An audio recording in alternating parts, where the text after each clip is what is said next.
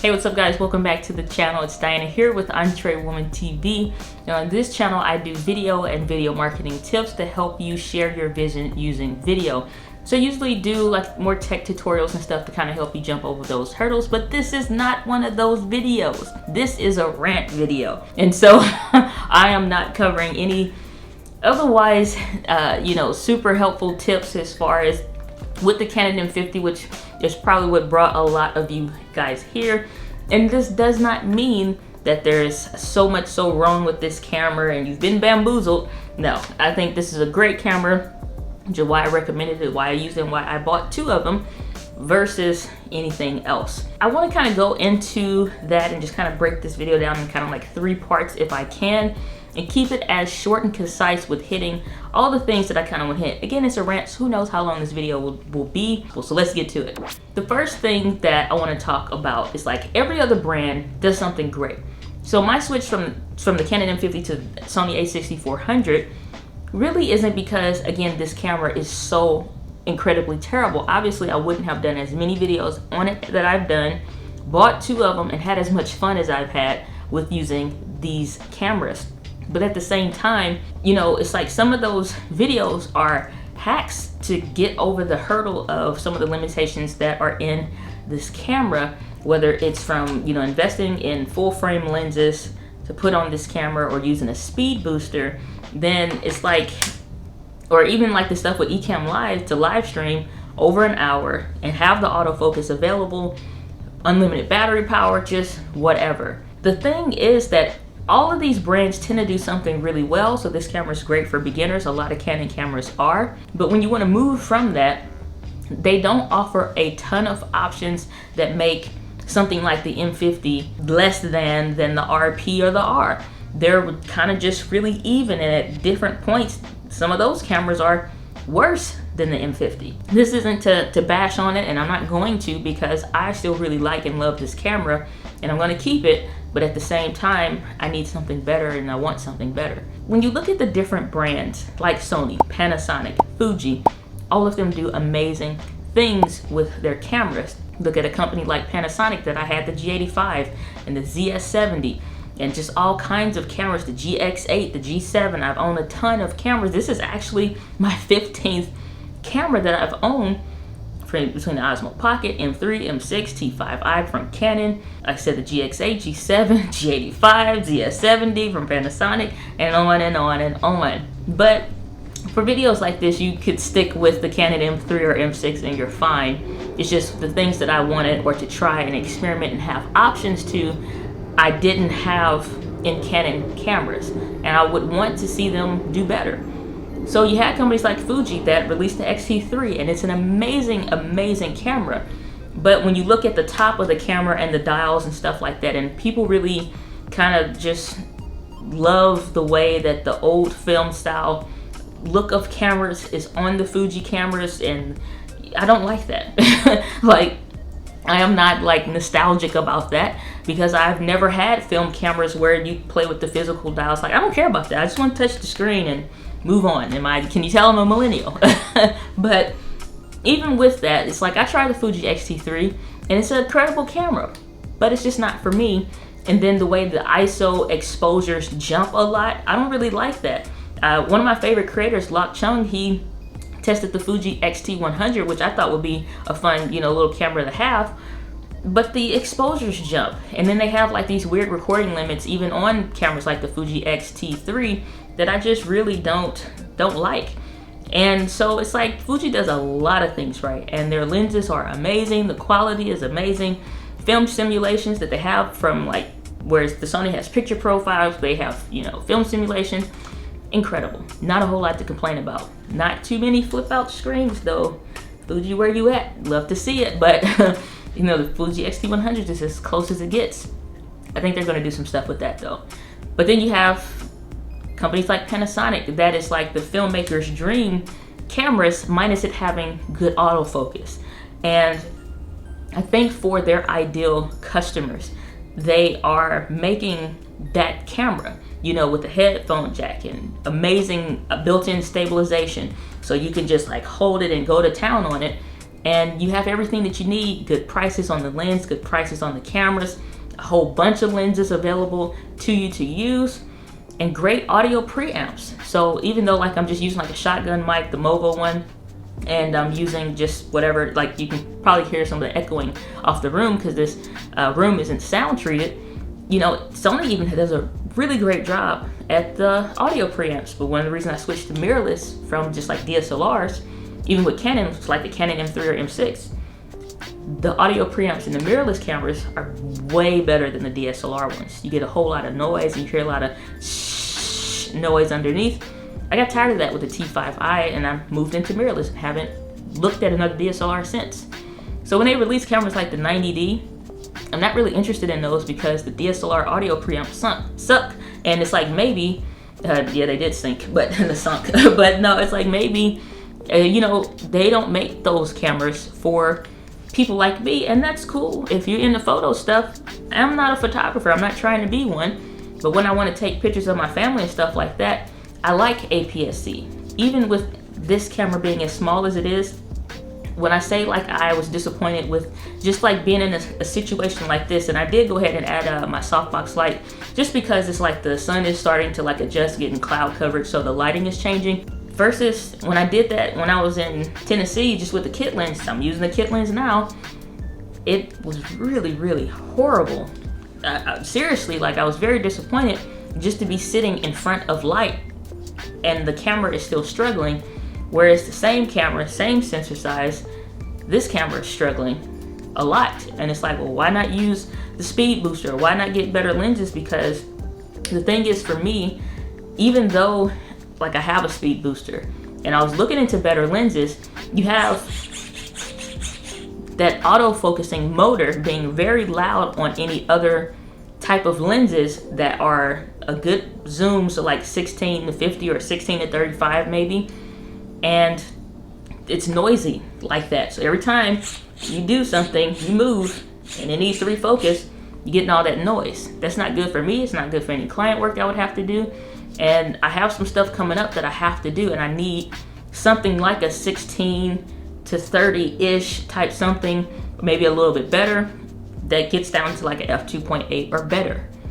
This camera is fine for this. I use it for live streaming a ton, and it's fine because it doesn't have to, you don't even hear it because I'm using a better microphone. That's a dynamic microphone. But if I bought anything that was like a $300 lens for this to use with the speed booster, now it's gotten very heavy, just for like vlogging or anything, which is like to go out of town. I didn't want to do it. I was like, it should be fine. And yeah, I could say it's my fault. I should have known better. I know the camera needs light, but it's like I'm sitting in front of a window. It's daytime. It's bright outside. Like, what more do you need? And so even I'm in an area, light everywhere. I just got disappointed. And that's fine. Again, I knew the camera needs light. You need better lenses and all of that. But now I'm making this compact package a much bigger package. And my choice, my decision, whatever. But it's just like, okay, now I'm starting to get into an area that is more like full frame-ish that I don't really want to. But if I'm gonna have to upgrade lenses and I'm gonna have to buy better ones, I don't want to do it for a camera that I know Canon specifically and purposefully crippled, and every other camera that they have released since this camera has been crippled horribly. From the G7X Mark III to the 90D to the M6 Mark II, the Canon R and the Canon RP, all have been crippled for no reason other than just Canon's just lack of care for the creator, the content creator. But if I look at what Sony is doing and have done, and even though, like, I'll get into a question that I got on the community tab over on Entree Woman TV, is just like, okay, are you mad now that the a6400 and the 6100 has come out and you have the 6400? To that I would say, heck no, I'm not upset. I'm actually pretty gosh darn excited about it. And here's why. I'm looking at what Sony is doing and all these other brands, and you know, we do our Friday live chats and all kinds of stuff, and it's just like, dag, it's like you want your team to win, you want your, you know, your brand to win, but it's just like, are you going to keep using the same brand of anything that is now starting to have a negative impact on what you're doing, or it's just like it's not doing what it used to do? You know, how many times have we bought something where it used to be great and it used to be good, and then all of a sudden now they changed the formula, they changed this or whatever, and now it's worse. So now you have to find something new. Same thing with the camera stuff, at least for me. Talking head video styles like this, you don't need a whole bunch. I could have kept the T5i, but I don't want to. I have this hooked into a USB because it charges internally. It can charge the battery internally via USB.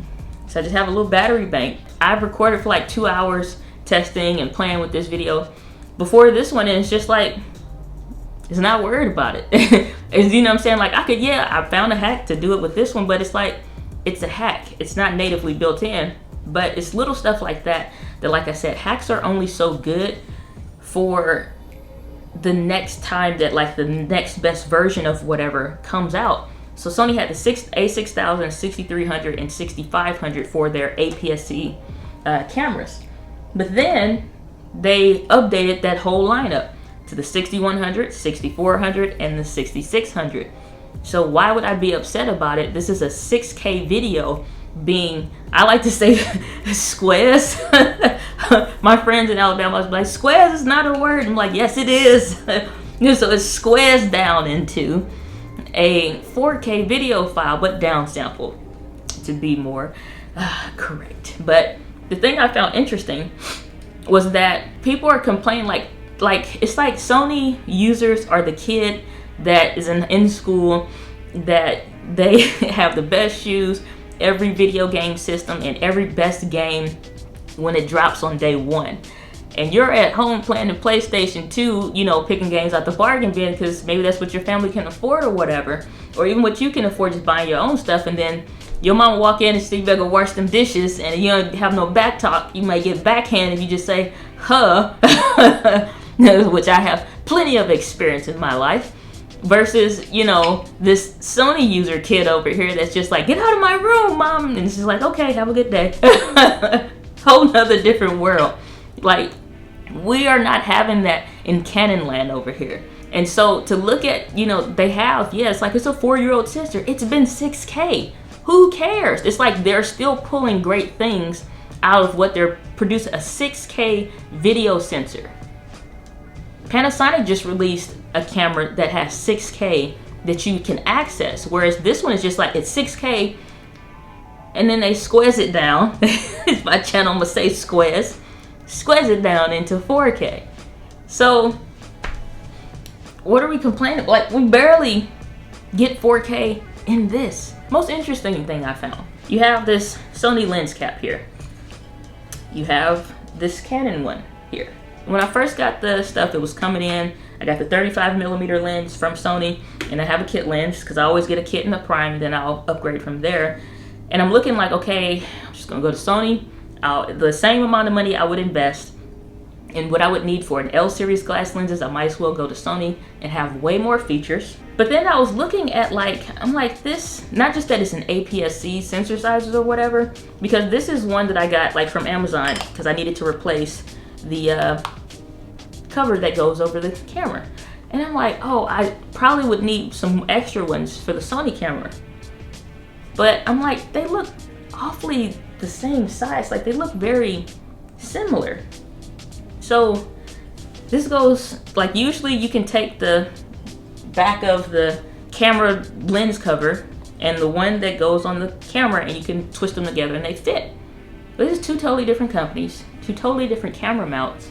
But I'm like, they look like the same size. Let me just see Canon and Sony fit snug like a bug. And I didn't see this from anywhere. I didn't find this out. I was just like, you gotta be kidding me. This Sony E-mount that houses their APS-C cameras and their full frame ones is the same size as this M mount that everybody that is into the Canon world is just like, it's not, they say it's not good, it's not great or whatever. It's the same daggone size. And no, you can't put Canon lenses on Sony cameras like natively just because it's the same size, but I thought it interesting. It's the exact same size. It went to show me that for everything that Sony does with their mount and everything like that, Canon could too if they wanted to. An area that a lot of people forget about is the nonprofit and the church sector. have people that reach out to me on Instagram. I have been on the phone with different creators and some of you guys, and I've done like video conferencing on Skype and on Zoom conference calls with you guys, like even Facebook Messenger and the video chats. Like I've communicated with you guys enough, even like if you're over a church, to say like for the church's use, for a nonprofit's use, this is probably going to best serve your community and what you're trying to do. And I've recommended Sony a7 III cameras, a6400, Panasonic cameras and stuff like that based on the need of that person, not just because I like the camera. So while somebody may be mad that there is a 4-year-old sensor in the Sony a6600, I'm not worried about it because y'all been getting 6K for those past 4 years. It's like, whereas we just trying to get normal 4K in these, you know, Canon cameras. But it's like, whatever. There are moments like yesterday, and I was just wanting to get some candid photos of my friend's baby actually smiling. And I just put it into the burst mode because I don't do a lot of photography stuff. And I just, when I see her about to smirk or smile, I'd start firing it off. That eye autofocus made sure that all of those photos were in focus.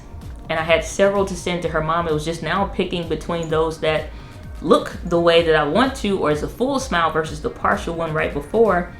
And it caught all of those little moments that really mattered. So I just want to go with a company that is going to support and make advancements in the things that really matter, and not the companies that don't. So Rode Wireless Go will be here tomorrow, so I'm really excited about that. And I'm probably going to look into some of these other microphones that I have, maybe switching those out for Rodes as well, because I want to support the brands that support us. So that's where I'm going to leave it. You can leave your thoughts down below. Probably a photographer, you may not like this video, and that's cool. But with that, guys, live with passion, and I will see you in the next video.